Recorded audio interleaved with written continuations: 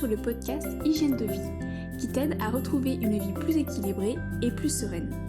Je m'appelle Alexandra, je suis coach de vie et naturopathe. Ma mission est de vous guider à retrouver votre équilibre de vie grâce à des méthodes naturelles autour de l'alimentation saine et bienveillante et du bien-être physique et mental. Hygiène de vie est avant tout votre podcast qui vous donne des outils simples, réalistes et accessibles pour votre corps et votre esprit. Vous retrouverez tous les éléments que j'évoque sur le site hygiènedevie.fr. Je vous invite à vous abonner au podcast sur la plateforme de votre choix pour ne pas manquer les nouveaux épisodes au moment où ils sortent. Et si vous aimez ce podcast, une excellente façon de le soutenir est de laisser un avis 5 étoiles sur Apple Podcast ou sur la plateforme que vous utilisez. C'est ce qui permet à d'autres de le découvrir et d'en bénéficier plus facilement. Il est à présent temps de vous installer confortablement et de profiter. Bonjour à tous, bienvenue dans ce nouvel épisode d'Hygiène de vie. Alors cet épisode est un peu particulier, un tout nouveau format que je vous propose ici. Il s'agit de la FAQ que j'ai réalisée sur ma chaîne YouTube pour répondre aux différentes questions que j'ai pu recevoir sur mes réseaux sociaux comme Facebook et Instagram. Au lieu de répondre de manière privée à chacune des personnes, voyant que ces sujets revenaient de manière assez régulière, je me suis dit pourquoi ne pas faire une vidéo qui regroupe l'ensemble des questions. Et comme j'ai des personnes différentes qui me suivent selon si c'est Facebook, Instagram, mon blog ou encore ma chaîne YouTube, je me suis dit que ça pourrait être intéressant pour vous que je vous partage ici l'extrait de la FAQ que j'ai donc tourné plutôt en vidéo. Si jamais le son est un peu sourd, je m'en excuse par avance. Effectivement, c'est le son que j'ai extrait de ma vidéo. Je pense pour l'avoir monté que ça reste audible. En montant cet épisode, je trouvais que le son restait relativement bien audible. J'espère en tout cas que ça ne vous empêchera pas de bien suivre cet épisode. Mais avant, je souhaiterais vous lire et vous partager un commentaire laissé par Héloïse sur le groupe Facebook Hygiène de vie, une communauté que j'ai créée en ce début d'année 2020. Elle me dit « Bonjour Alexandra, merci beaucoup pour cette FAQ vidéo qui est très qualitative comme tout le reste de ton travail. J'ai hâte de regarder la suite. Merci pour ces conseils super intéressants. » Bien, merci beaucoup Héloïse pour ton avis qui m'encourage et qui me va vraiment droit au cœur, comme tous les autres d'ailleurs. Si vous aussi vous souhaitez m'encourager et me partager vos commentaires et votre avis, je vous invite à le faire sur Apple Podcast ou bien à m'envoyer un message sur mon compte Instagram Alexandra Portail Naturo ou encore via mon site internet hygiènedevie.fr. Je me ferai une joie de le partager en retour lors d'un prochain épisode. Allez, je vous laisse avec ce nouvel épisode FAQ qui, je l'espère, vous plaira. Belle écoute! Bienvenue dans cette FAQ, cette première FAQ que je fais. Je pose une petite tasse de thé. Aujourd'hui, j'ai souhaité répondre à différentes questions que j'ai reçues sur les réseaux sociaux, que ce soit Instagram ou Facebook, pour essayer d'éclaircir un peu tout ça et de vous aider au maximum. Donc je me présente, je m'appelle Alexandra Portail, je suis naturopathe, coach en hygiène de vie. Alors pourquoi j'insiste sur ça car j'ai plutôt une approche globale sur l'hygiène de vie au naturel et sur l'équilibre de vie. Et bien entendu, je m'appuie sur certains principes de la naturopathie que j'ai appris durant mes études en naturopathie. Je propose des coachings en hygiène de vie, des bilans alimentaires pour des rééquilibrages alimentaires. Je suis également certifiée en réflexologie plantaire. Mais également, je propose des cours ou des flots de yoga en privé et à domicile et des fois en cours collectif également, chez les particuliers mais également en entreprise. Bref, assez bavardé, on va avoir le temps de bavarder pendant cette FAQ. Je vais commencer par la première question. Donc je vais faire mon maximum pour pouvoir vous répondre de la manière la plus précise possible, sachant que il s'avère qu'il y a des choses qui seront très spécifiques à votre personne. Et ça, je ne pourrais pas forcément la traiter aujourd'hui en vidéo. Néanmoins, on pourra peut-être creuser la chose un peu plus longuement plus tard. Alors, première question. En quoi consiste la naturopathie et quels sont tous les champs de la naturopathie? La personne qui me pose cette question me dit je pense qu'il y a la nutrition, mais pas que. Alors effectivement, et il y a la nutrition, hein, c'est quelque chose de très important en naturopathie, mais il n'y a pas que ça. Donc la naturopathie, je rappelle, c'est une médecine douce et non conventionnelle. Donc médecine douce comme peut l'être par exemple l'ostéopathie, mais c'est une médecine non conventionnelle, reconnue néanmoins par l'Organisme mondial de la santé, l'OMS, au même titre que l'Ayurveda. Donc la naturopathie repose sur 3 piliers fondamentaux, voire même un quatrième, on va le voir. Donc il y a l'alimentation, effectivement, l'activité physique, la gestion des émotions, et le quatrième, c'est le sommeil. Et sur base de ces, on va dire, 4 piliers fondamentaux qui vraiment définissent la naturopathie et tous ses champs d'action, on va venir faire graviter autour différentes solutions naturelles qui vont nous permettre, nous en tant que thérapeutes, d'accompagner la personne dans sa rémission ou dans son équilibre de vie. Donc les différentes techniques qui existent, ce sont que des techniques vraiment 100% naturelles. Donc on a l'aromathérapie, donc avec le travail des huiles essentielles, la phytothérapie, tout ce qui est autour des plantes, donc les décoctions, les infusions, les teintures mères par exemple. On a également les techniques de massage, d'automassage, ou pas forcément d'automassage, hein, de se faire masser différents points particuliers. Donc la réflexologie, qu'elle soit palmaire, faciale ou plantaire, est une technique très intéressante pour venir stimuler certains organes pour qu'ils puissent repartir par exemple, ou les aider à éliminer davantage les toxines.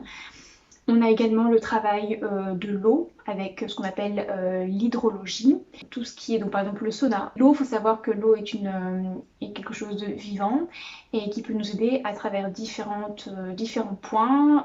On a effectivement tout ce qui est autour des lavages, souvent réalisés au cours de cures détox, mais également tout simplement les douches alternées, eau chaude ou froide, ou encore le sauna, le hammam. On peut également aussi y ajouter tout ce qui est autour de l'argile, le travail avec aussi l'argile, les yeux, donc l'iridologie en naturopathie. On s'aide beaucoup aussi de l'analyse de l'iris pour nous permettre de venir confirmer ou non certaines pistes que l'on a. Donc il faut savoir qu'un naturopathe, il faut le voir un peu comme un détective. Donc quand une personne se présente auprès d'un naturopathe, idéalement cette personne-là ne vient pas parce qu'elle a un trouble, mais elle veut juste avoir par exemple un bilan et voir les choses éventuellement à rééquilibrer, voir si elle est sur le bon chemin ou non. Donc ça c'est vraiment, on va dire, une routine bien-être. Par contre, il y a aussi des personnes, et c'est souvent le cas, qui viennent parce qu'elles ont déjà un trouble, parce qu'elles ont par exemple elles ont marre de prendre des médicaments, parce que c'est un peu leur dernière chance, et du coup elles viennent consulter pour essayer de voir s'il n'y aurait pas une solution plus naturelle à leurs maux. Et dans ce cas, effectivement, le naturopathe va essayer d'abord de faire un bilan, ce qu'on appelle une anamnèse, un bilan vraiment global, apprendre à connaître la personne, connaître son rythme de vie, son hygiène de vie actuelle, les choses qu'elle aime, les choses qu'elle n'aime pas, les choses qu'elle fait, les choses qu'elle ne fait pas. Et voir comment on peut essayer de la remettre un peu dans sa bonne direction, et non pas la bonne direction, mais sa bonne direction à elle, de manière à vraiment la remettre en gros sur le bon chemin pour la soulager des troubles qu'elle a, Donc uniquement sur base des 4 piliers que je vous ai donc mentionnés, qui sont vraiment l'hygiène de vie de base, mais effectivement pour venir soulager ou venir intensifier un petit peu le protocole qu'on va lui proposer, on va pouvoir s'appuyer sur les autres techniques naturelles que je vous ai mentionnées, à savoir l'aromathérapie, la phytothérapie, l'hydrologie, la réflexologie, etc., etc. Pour répondre initialement à la question qui était qu'est-ce que la naturopathie et est-ce que c'est que la nutrition, la naturopathie c'est tout ça et ce n'est pas que la nutrition, bien que la nutrition soit forcément un pilier vraiment fondamental et très important, car c'est quand même le carburant que l'on ingère au quotidien, mais à savoir comme le sommeil. Le sommeil, c'est quelque chose que l'on fait au quotidien et qui peut avoir un impact très important si il est de mauvaise qualité, par exemple, ou insuffisant. Voilà pour cette première question. Deuxième question, je regarde mes notes, c'était est-ce qu'il y a un rapport de quantité de nourriture par rapport au moment de la journée? On doit manger moins le soir ou pas? Cette question-là me fait tout de suite penser au principe de la chrononutrition. Donc la chrononutrition, c'est le principe de manger à des choses particulières, à des heures particulières, qui normalement est censé suivre notre horloge biologique. Donc, sans forcément rentrer dans le détail de la chronobiologie, effectivement, ce principe-là se base en fait sur tout simplement notre production d'enzymes digestives. Et à chaque horaire particulier de la journée, notre corps va sécréter des enzymes digestives différentes à des quantités différentes. Et dans ce sens, on sera à même de mieux digérer par exemple des glucides à un certain moment de la journée et les lipides à un autre moment de la journée. Donc ce principe-là de chronobiologie a des vertus. C'est un moyen de s'alimenter comme un autre. Je ne peux pas dire que je suis pour ou contre, parce que pour moi, la première chose qui doit compter, c'est avant tout le plaisir.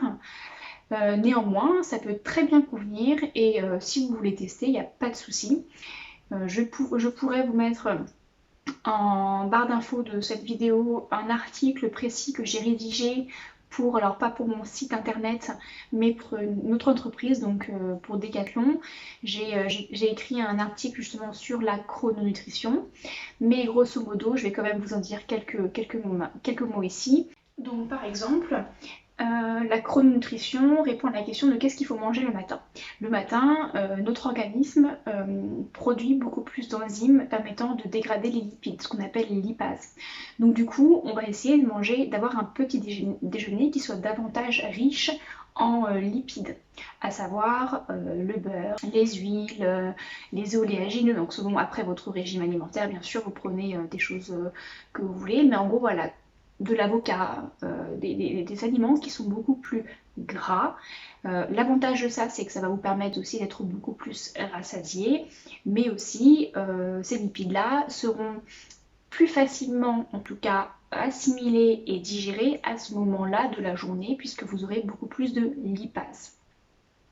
Ensuite, quand vient l'heure du déjeuner, on a encore pas mal de lipases et on a aussi des enzymes permettant de digérer les protéines. Du coup, on va essayer de miser sur un déjeuner qui sera davantage riche en protéines et en lipides. Et également, bien entendu, y a rajouté une bonne portion de légumes. Vous avez vu, jusqu'à présent, on n'a pas parlé de sucre. Eh bien oui, parce que les sucres, l'organisme, à ce moment-là, que ce soit le matin ou le midi, n'a pas encore assez d'enzymes digestives permettant de bien assimiler les glucides. Donc c'est ce qu'on appelle l'enzyme, la glucase. Donc vous voyez que déjà, avec un petit déjeuner français traditionnel, le principe de la chrononutrition n'est absolument pas respecté, puisque généralement, on a un petit déjeuner qui est quand même assez riche en sucre. Bon, l'avantage de la chrononutrition, notamment sur le petit déjeuner, c'est que c'est vrai que généralement on a quand même des petits déjeuners qui sont très riches en sucre, trop riches en sucre. Or, après une nuit de jeûne, notre corps n'est pas apte et n'est pas prêt à venir assimiler cette quantité de sucre qu'on lui donne et souvent on provoque une montée de la glycémie beaucoup trop importante, ce qui vient fatiguer notre pancréas et notre foie avec la sécrétion de l'insuline qu'on lui demande. Donc, pour ou contre la nutrition, je ne rentrerai pas dans le débat. Néanmoins, l'avantage de ce principe-là, à mon sens, c'est qu'il, en tout cas, nous amène à manger plus de lipides et de protéines le matin et moins de glucides. Et ça, c'est plutôt pas mal, à mon sens. Après, au niveau du goûter, c'est là la chrononutrition, mais vraiment un point d'honneur à intégrer le goûter, qui est un repas à part entière pour ce principe-là, puisque justement, à partir de 16-17 heures, l'organisme vient sécréter beaucoup plus donc, de glucase, qui est l'enzyme digestive qui permet de dégrader, d'assimiler, de dégrader de manière optimale les glucides, donc les sucres. Et donc du coup, c'est vraiment à ce moment-là de la journée qu'il ne faut pas se priver de manger des sucres. Alors par exemple, si vous deviez craquer sur un gâteau, c'est vraiment le moment de la journée où vous pouvez, on va dire entre guillemets, craquer sur le gâteau. Mais aussi, manger des fruits, c'est vraiment très bien. Et en plus de ça, ça vous permet de manger les fruits frais à l'extérieur de vos repas, ce qui est une très bonne chose, puisque généralement le fruit est beaucoup mieux assimilé et fait beaucoup moins de dégâts intestinaux en tout cas quand il est mangé séparément des autres familles d'aliments. Donc ce qu'il faut retenir, c'est que si vous voulez manger du sucre, en gros c'est à partir de 16-17 heures jusqu'à une fenêtre de en gros 18-19 heures. Et ensuite, le soir, c'est plutôt un dîner assez léger, avec des aliments plutôt simples à digérer, comme du poisson, des protéines végétales et bien évidemment toujours des légumes. Les légumes, de toute façon, ils sont bons, on va dire, tout le temps.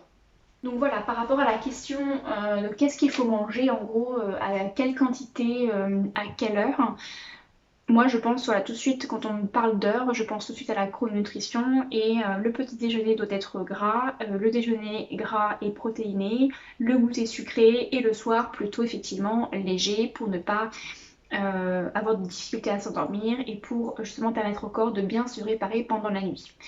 Et petit aparté sur le repas du soir, il faut au moins essayer d'avoir 2 heures, un laps de 2 heures entre votre fin de repas du soir et le moment où vous vous couchez. Après, sur manger moins le soir, moi je fais aussi, et c'est là encore où je reste vraiment sur des conseils généraux dans cette vidéo et non pas sur des conseils individuels, puisqu'en fonction de votre rythme de vie également, si par exemple vous faites votre sport le soir, manger derrière un peu de protéines pour venir participer à la reconstitution musculaire, c'est également important. Si vous êtes une personne qui a un processus métabolique très rapide, qui est aussi très actif par exemple, peut-être également que de manger le matin et le midi ne suffiront pas à combler son apport en calories nécessaires pour son maintien de poids et de santé, et du coup aura besoin d'avoir un repas du soir relativement copieux. Donc c'est là aussi où je souhaite quand même prendre quelques pincettes et rien ne vaut des conseils vraiment individualisés. Par contre, ce qui est sûr et certain, que le repas du soir soit copieux ou non, gardez un laps de temps d'au moins 2 heures entre la fin de votre dîner et votre coucher, ça c'est un conseil que je peux donner à tout le monde. Troisième question, sur quels principes sont réalisées des recettes que tu proposes parfois? Donc effectivement, je recommande pas, c'est pas que je ne le recommande, c'est que je propose pas mal de recettes, que ce soit sur mon blog, que sur ma chaîne YouTube avec les vidéos, et que je communique à travers mes différents sociaux, Instagram et Facebook. Et oui, grosso modo, elles ont toutes, on va dire, un point commun, c'est que je me base sur plusieurs principes. Donc le premier principe, donc je me base sur 5 principes généralement, hein. Enfin c'est vraiment pas, c'est pas conscientisé on va dire, c'est juste ma façon moi de m'alimenter et d'avoir mon équilibre alimentaire et mon hygiène de vie. Donc le premier principe c'est le plaisir, parce que l'alimentation, à mon sens, doit rester quand même plaisante. Et si quelque chose n'est pas bon à manger, si je prends pas du plaisir à manger la chose, de toute façon, je ne le refais pas. Donc si c'est pour manger quelque chose qui n'a pas de goût, qui est certes peut-être bon pour la santé, mais qui n'a pas de goût du tout, généralement, de toute façon, bah, ça doit être bon pour la santé, je le referai pas derrière. Donc ça ne sert à rien. Donc moi, premier principe, le plaisir. Deuxième principe, pour moi, c'est la qualité nutritionnelle des aliments qui sont utilisés, notamment si je pense à la pâtisserie par exemple, les sucres et les gras qui sont utilisés. Je vais aller uniquement par exemple sur des huiles végétales bio de première pression à froid ou des purées d'oléagineux ou du ghee également. Mais je bannis le beurre par exemple, je bannis absolument la margarine. Ça a beau être végétal, c'est quelque chose mais de tellement mauvais. Alors s'il vous plaît, limite prenez du beurre si vous n'êtes pas végétalien, mais pas de la margarine. Voilà, franchement. Et pour les sucres aussi, des sucres qui soient le plus naturels possible et le plus riche nutritionnellement possible. Vraiment, je pense à la qualité nutritionnelle, donc à l'apport en minéraux, en vitamines que l'aliment va pouvoir me donner. Ce dont moi j'ai besoin. J'ai besoin d'assouvir mes besoins gustatifs, mais j'ai besoin aussi d'assouvir mes besoins physiologiques. Et ça ne peut être assouvi que par des aliments de qualité. Donc par exemple, le sucre de coco. Moi j'utilise quasiment que le sucre de coco, qui est un sucre faible, d'un indice glycémique plutôt faible, mais surtout riche en minéraux et en vitamines, et le sucre complet qu'on appelle aussi le rapadura. Je bannis les sucres roux raffinés, les sucres blancs bien évidemment, le sirop d'agave absolument à bannir. Enfin moi je suis vraiment contre le sirop d'agave puisque ça a beau être au départ peut-être naturel, mais en fait ça a été vraiment très processé derrière et on en perd tous les bienfaits. Éventuellement le sirop d'érable qui est vraiment pas mal et qui est assez bon en goût. Le miel, alors pareil, si vous n'êtes pas végétalien, le miel est intéressant pour ses vertus aussi antibiotiques, mais néanmoins il ne faut absolument pas qu'il soit chauffé, puisque le miel chauffé, au contraire, va devenir nocif. C'est comme l'huile d'olive par exemple, qui est brûlée, elle devient cancérigène. Donc voilà, le petit aparté sur le miel, mettez-le vraiment dans de l'eau qui est froide ou tiède, mais pas de l'eau bouillante, absolument pas d'eau bouillante, et encore moins dans vos pâtisseries, puisque finalement vos pâtisseries vont passer au four, et donc du coup vous allez chauffer le miel. Pour plus d'informations justement sur tout ce qui est autour du sucre, je vous invite à écouter mon podcast, alors ça doit être le numéro 2 je crois. Mon épisode numéro 2, vous pouvez retrouver sur mon site ou sur mes différentes plateformes d'écoute. Hein. Il s'appelle Hygiène de vie avec un 2. Et vous allez avoir tous mes épisodes et c'est le deuxième épisode un focus sur le sucre justement. Donc le deuxième principe, c'est la qualité nutritionnelle de mes aliments. Le troisième principe, ça va être l'équilibre entre les macronutriments et les micronutriments que j'utilise. Donc là en fait c'est vraiment avoir un repas qui soit le plus équilibré possible avec une portion de protéines, de lipides et de céréales, de glucides la plus équilibrée possible de manière justement à réussir à avoir l'ensemble des choses dont mon organisme a besoin. Donc là, moi, je ne suis pas forcément le principe de la chrononutrition parce que par exemple, je ne fais pas un petit déjeuner qui soit que gras. Par contre, voilà, j'essaye quand même, moi, je suis plus sur l'équilibre.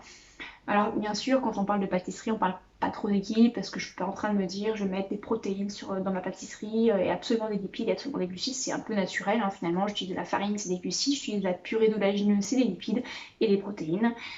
Mais grosso modo, moi c'est mon état d'esprit, c'est vraiment avoir un équilibre au global. En parlant d'équilibre alimentaire, je souhaite juste faire un petit aparté sur cette notion justement et sur le fait de ne pas forcément se prendre la tête entre guillemets à vouloir avoir absolument à chaque repas les protéines, les lipides et les glucides. Non, l'équilibre alimentaire, il se fait sur la journée, voire même sur la semaine. Donc si vous avez une journée même qui est moins riche en protéines et plus riche en lipides, et que le lendemain, c'est un peu l'inverse, vous avez une alimentation qui est équilibrée dans son ensemble. Essayez un peu des fois de débrancher votre cerveau et vous allez voir, vous allez en plus mieux digérer. Le quatrième principe sur lequel je repose pour faire mes différentes recettes, ça va être la qualité de production des aliments que j'utilise. Donc là, je parle par exemple d'agriculture biologique et d'agriculture raisonnée. Donc au maximum, avoir des aliments qui soient qui ont été produits dans des conditions les plus respectueuses possibles, aussi bien effectivement pour l'homme que pour le légume et le fruit.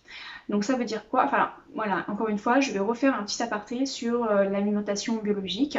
Oui, l'alimentation biologique c'est très bien, on sait que ça respecte de très bonnes conditions parce que c'est très contrôlé, mais il n'y a pas que ça.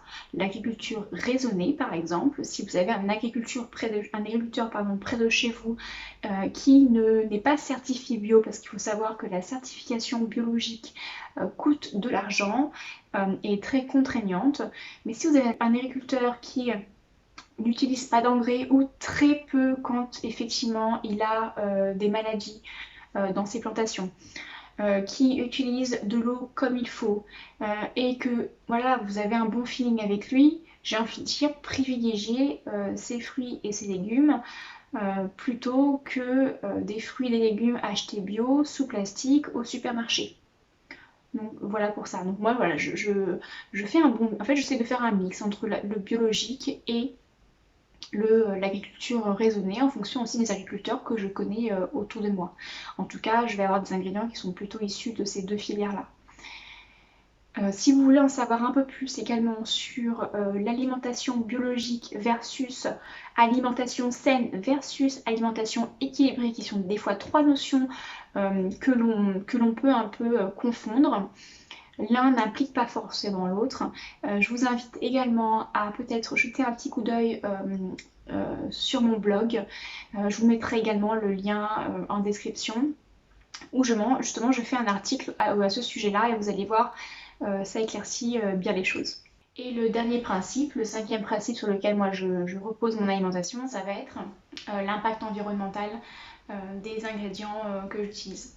Donc ça rejoint un petit peu le principe précédent, mais en gros c'est de se dire que je vais manger un maximum local, un maximum de saison, et puis ensuite effectivement en agriculture biologique ou raisonnée. L'avantage de manger local et de saison, c'est effectivement, ce sera moins cher pour vous, on va dire, c'est la première chose des fois à laquelle on pense, mais aussi c'est que la qualité nutritionnelle de vos ingrédients et de vos aliments seront beaucoup plus importantes, puisqu'il faut savoir qu'un légume ou un fruit qui n'est pas cueilli à maturité n'a pas développé, n'est pas allé à son potentiel de vitamines et de minéraux. Et également, à partir du moment où on cueille le fruit de son arbre, par exemple, il commence déjà à perdre de ses vitamines. Donc, imaginez, je sais pas moi, une orange cueillie pas mûre en Espagne, ça beau ne pas être très loin, finalement, le temps qu'elle arrive ici et le temps en plus qu'elle se mûrisse, etc., au final, bon, je dis pas qu'elle n'aura pas de vitamines, mais c'est pas à son plein potentiel. Donc c'est pour cette raison-là que moi je privilégie un maximum d'aliments locaux et de saison. Et également, après, l'impact environnemental va forcément avec, puisque plus c'est proche et moins l'impact est important. Et ça, je pense que c'est important, justement.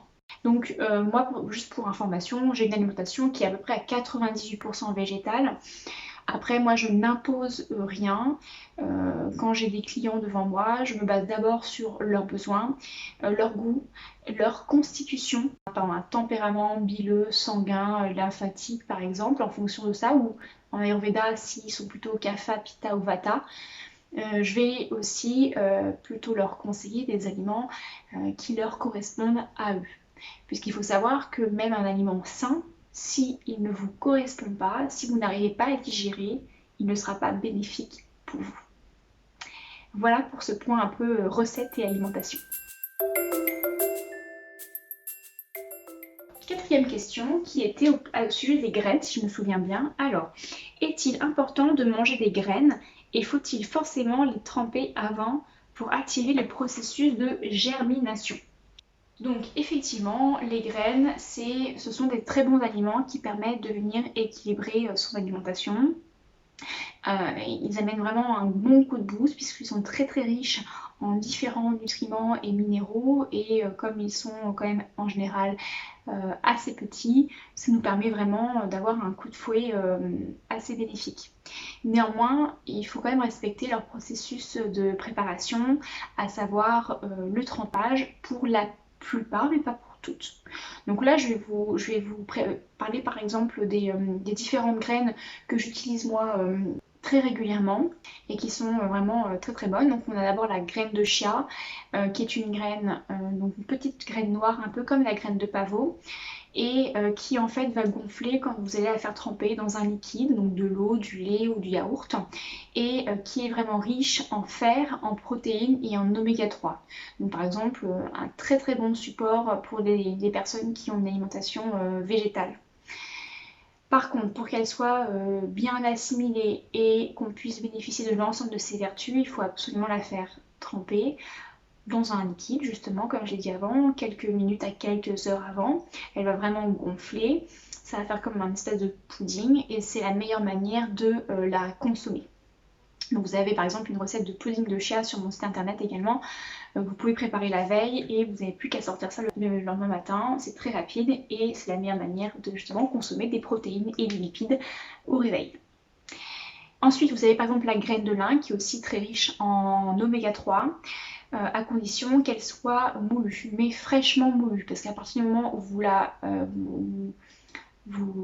cassez, on va dire, elle commence à s'oxyder et vous perdez les oméga 3. Donc à conserver au réfrigérateur et dès que vous en voulez, vous en cassez, vous blendez, vous mixez quelques graines et vous la saupoudrez dans votre salade par exemple. Et évidemment dans un plat qui est plutôt froid, parce que si c'est chaud, vous allez justement perdre les oméga 3 qui vont avec. Comme pour les graines de chia et les graines de lin, ce sont aussi de bons substituts aux œufs dans une préparation par exemple de pâtisserie, puisque justement comme elles vont gonfler dans de l'eau, elles vont justement venir un peu gélatineuses et remplacer l'œuf d'une préparation de pâtisserie par exemple. Vous avez aussi les graines de chanvre qui sont très riches en protéines et également en oméga 3. Donc elles, pas besoin forcément de les faire tremper ni de les concasser, mais ouais, sous forme de graines que vous pouvez acheter en magasin bio par exemple ou sur Casidomi. Vous en trouvez d'ailleurs sur Casidomi, je ne sais pas si vous connaissez, c'est une plateforme web où vous pouvez trouver vraiment un grand nombre de produits alimentaires bio, pas que alimentaires justement. Mon gratte-langue par exemple, je l'ai acheté sur Casidomi. Et en fait, il y a des prix réduits quand vous achetez l'abonnement à l'année. Vous avez des prix réduits sur l'ensemble de ces produits-là par rapport aux prix normaux, on va dire, du commerce. Et si jamais à l'issue des 1 an de l'année, vous n'avez pas rentabilisé votre abonnement par rapport aux achats que vous avez effectués à côté, ils vous remboursent la différence. Donc il n'y a pas forcément de risque. Et donc si vous le souhaitez, moi j'ai un code de parrainage qui est AlexNaturo20 qui vous permet d'avoir moins 20 € sur l'achat de votre abonnement. Voilà, donc c'est petit aparté. Donc il y a les graines de chanvre. Et j'avais aussi marqué moi les graines de courge qui sont très riches en vitamine B, donc très intéressantes, riches en magnésium, riches en zinc, donc excellentes aussi pour les personnes qui sont un peu stressées, pour les personnes qui ont des soucis de sommeil. Donc les graines de courge sont très très bonnes, pareil, pas forcément besoin de les mixer. Vous avez les graines de tournesol également qui sont de bonnes graines pour vos cheveux et votre peau puisqu'elles sont riches en vitamine E. Pareil, pas besoin forcément de les faire tremper ni de les faire germer. Et dernière chose, le quinoa qu'on pense être une céréale, donc c'est un peu la famille des céréales mais c'est aussi plutôt la famille des graines en fait, et qui est une excellente source de protéines et qui a l'avantage d'avoir l'ensemble des acides aminés dans les graines, ce qui est vraiment idéal pour une alimentation végétale, puisqu'en général l'alimentation végétale, quand vous mangez des légumineuses qui sont riches en protéines, il n'y a pas l'ensemble des acides aminés dedans, donc il faut compléter avec des céréales à côté. Or le quinoa à lui tout seul suffit justement pour avoir l'ensemble des acides aminés essentiels et non essentiels pour le fonctionnement de notre organisme. Donc parfait, mais effectivement plutôt à faire tremper. Dernière chose au sujet des graines, moi je vais plutôt parler des lentilles germées justement et le processus de germination qui a été mentionné dans la question. Quoi qu'il arrive, que ce soit des céréales ou des lentilles, des pois chiches, des haricots, etc. secs, il faut les faire tremper pour supprimer les antinutriments qu'elles possèdent. Donc faites-les tremper plusieurs heures, idéalement une nuit. Rincez l'eau de trempage et ensuite vous pouvez les faire cuire.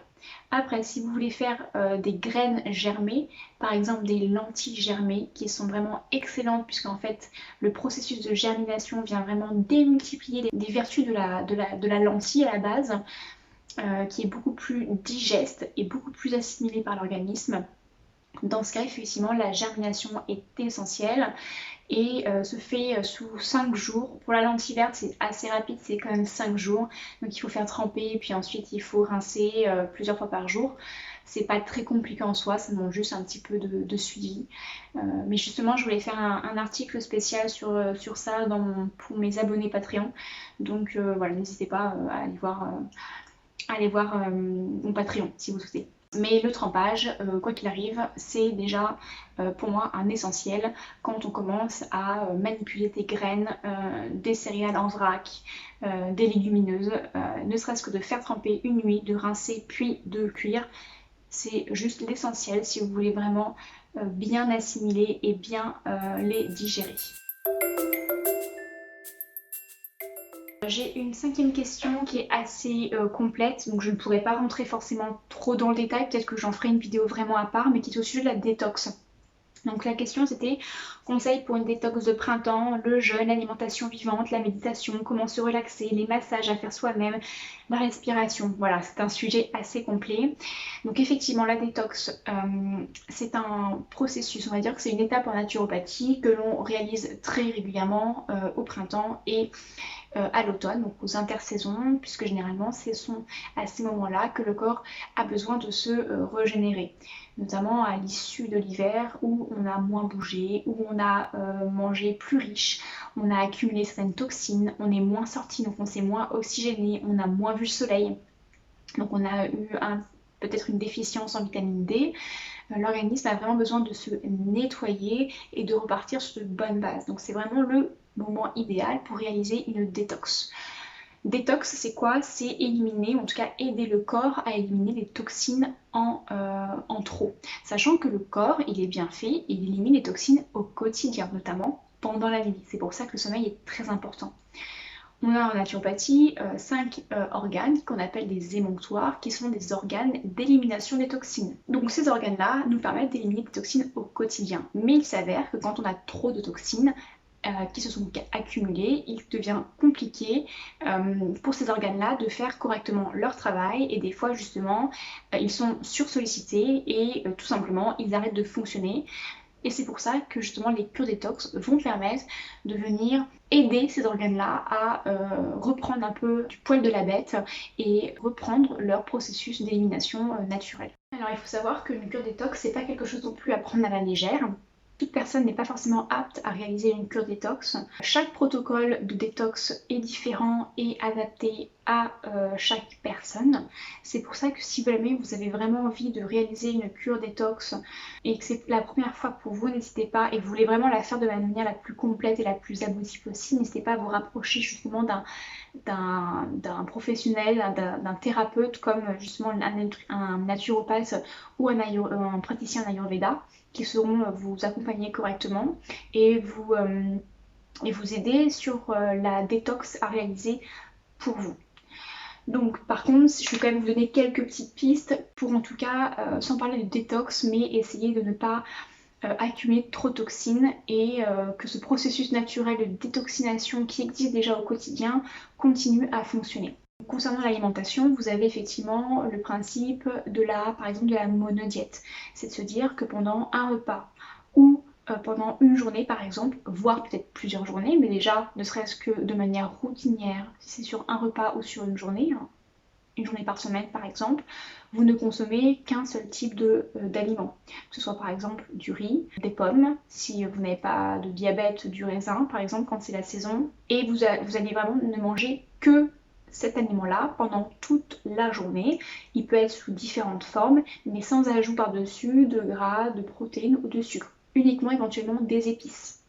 Donc ça c'est une première manière de venir alléger son système digestif et donc de venir aider son corps à ne pas trop accumuler de toxines et au contraire à l'aider à continuer son processus naturel de détoxination.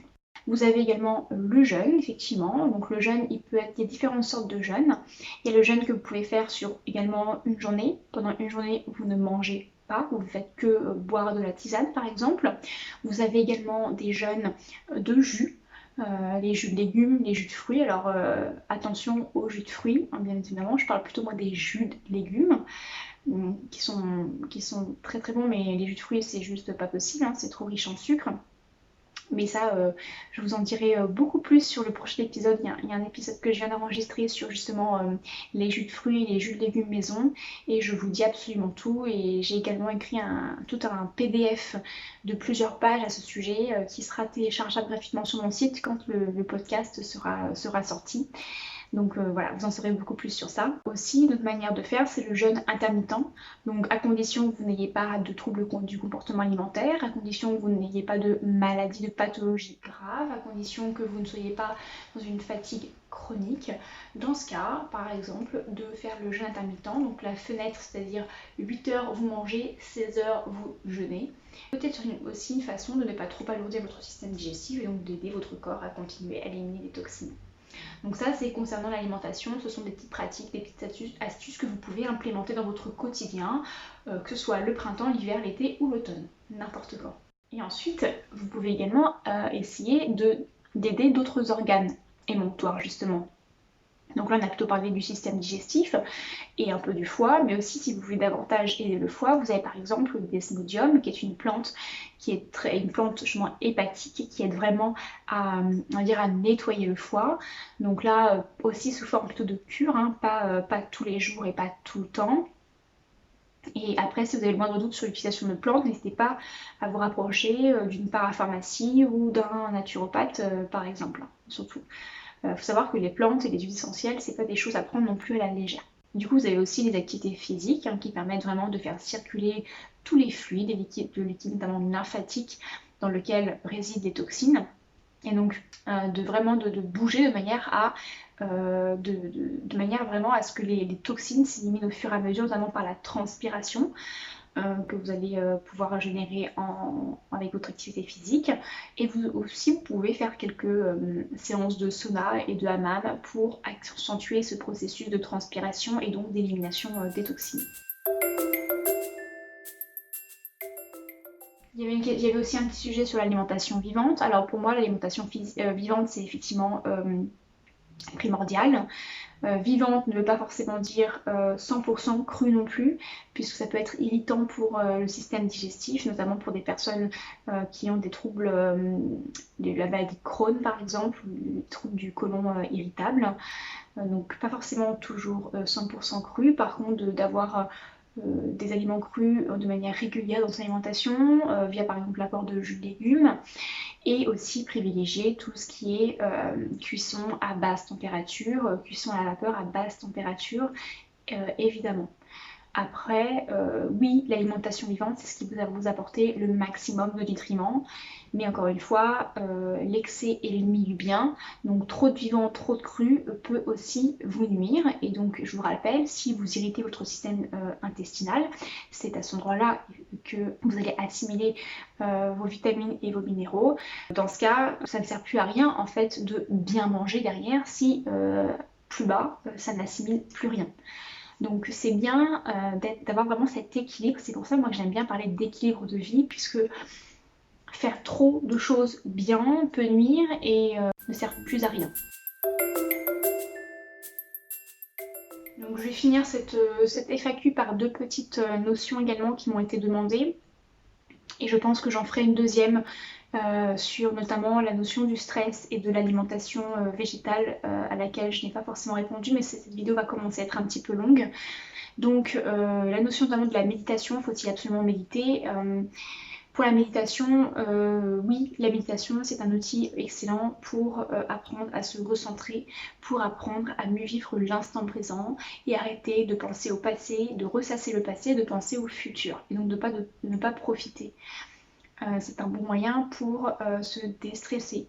Néanmoins, ce n'est pas facile. La méditation, c'est pas quelque chose comme ça d'inné, ça s'acquiert, ça s'apprend. Donc moi je vous conseille par exemple de faire des petites méditations par-ci par-là, de commencer par des méditations guidées si vous n'avez pas l'habitude, notamment sur YouTube. Il y a pas mal de méditations sympas sur YouTube, mais également des applications comme Seven Mind ou Petit Bambou qui sont des applications vraiment sympas pour commencer à méditer. Vous avez une version gratuite puis une version payante avec plus de méditation. Voilà, donc ce sont des bonnes techniques. Je ne vais pas vous dire non plus qu'il faut méditer tout le temps, absolument, puisque encore une fois, si ça devient une contrainte, ça va commencer à vous générer du stress, or c'est l'inverse que l'on souhaite. Par contre, je ne vais pas non plus vous dire que ça ne sert à rien. Si vous avez l'envie d'apprendre à méditer, dans ce cas, je ne peux que vous pousser à le faire, juste en vous prévenant que ce n'est pas facile et que ça n'arrive pas non plus du jour au lendemain et qu'il faut persévérer et y aller petit à petit par des courtes durées, peut-être plusieurs fois par jour mais de manière très courte, par des méditations guidées, et vous allez voir qu'au fur et à mesure, vous en aurez juste besoin en fait et ça va devenir un automatisme. Et concernant la respiration, donc les respirations profondes sont excellentes pour venir oxygéner et justement faciliter l'élimination des toxines par les poumons, puisque je vous rappelle, le poumon est un émonctoire, un organe émonctoire, donc un organe qui vraiment permet l'élimination des toxines, donc c'est effectivement primordial. On respire vraiment trop peu et trop mal de manière générale. Donc déjà de prendre quelques instants à faire des respirations profondes par le ventre, en inspirant par le nez, et en gonflant le ventre et en expirant par le nez ou par la bouche, en creusant bien le ventre, tout simplement. On n'a pas besoin d'aller chercher midi à 14h. On n'a pas forcément besoin de faire de pranayama tous les jours. Donc les pranayamas sont des exercices de respiration que l'on pratique en yoga. Mais ne serait-ce que celle-ci, cette respiration profonde ventrale suffit amplement à vous faire le plus grand bien. Et également, vous avez la technique de la cohérence cardiaque qui est une technique justement qui permet de diminuer la pression artérielle et vous aide vraiment à réduire votre état de stress. Donc en fait c'est une respiration aussi qui est ventrale mais qui va être beaucoup plus rythmée et qui va vous amener à respirer sur un certain nombre de temps et à expirer sur un certain nombre de temps. Et ça va avoir un effet justement sur votre pression artérielle et votre rythme cardiaque. C'est pour ça qu'on l'appelle la cohérence cardiaque. Voilà pour cette première FAQ. J'espère avoir répondu. Alors j'ai pas répondu à toutes les questions, mais bon ça tombe bien, ça fera l'objet d'un deuxième épisode. J'espère que en tout cas ce que j'ai pu vous apporter va vous aider, que mon message a été clair. Encore une fois, je souhaite insister sur le fait que ce sont des messages généraux. Ce que je vous dis là, ça va pas vous faire de mal. Par contre, est-ce que ça va vous correspondre à vous? Je ne peux pas vous le garantir parce que à travers la caméra, je ne vous connais pas. Voilà. En tout cas, voilà, vous pouvez toujours tester et puis si vous voulez aller plus loin, vous rapprocher d'un thérapeute pour en savoir davantage sur ce qui vous convient, vous, de manière très personnelle. Merci pour votre écoute. J'espère que ce format FAQ vous aura plu. D'ailleurs, si vous souhaitez que j'en fasse d'autres de ce genre, empressez-vous de me le dire en me laissant un petit commentaire via mes réseaux sociaux ou sur Apple Podcast. N'hésitez pas non plus à me poser toutes vos questions en commentaire de cet épisode sur Apple Podcast toujours, ou à m'envoyer un message sur Instagram Alexandra Portail Naturo ou encore via mon site internet hygienedevie.fr. Comme d'habitude, je mettrai toutes les informations abordées dans cet épisode et bien plus encore avec tous les liens mentionnés dans les notes PDF téléchargeables gratuitement sur mon site internet. Le lien est encore et toujours en description de cet épisode. En attendant, je vous dis à très vite dans un prochain épisode. Ciao!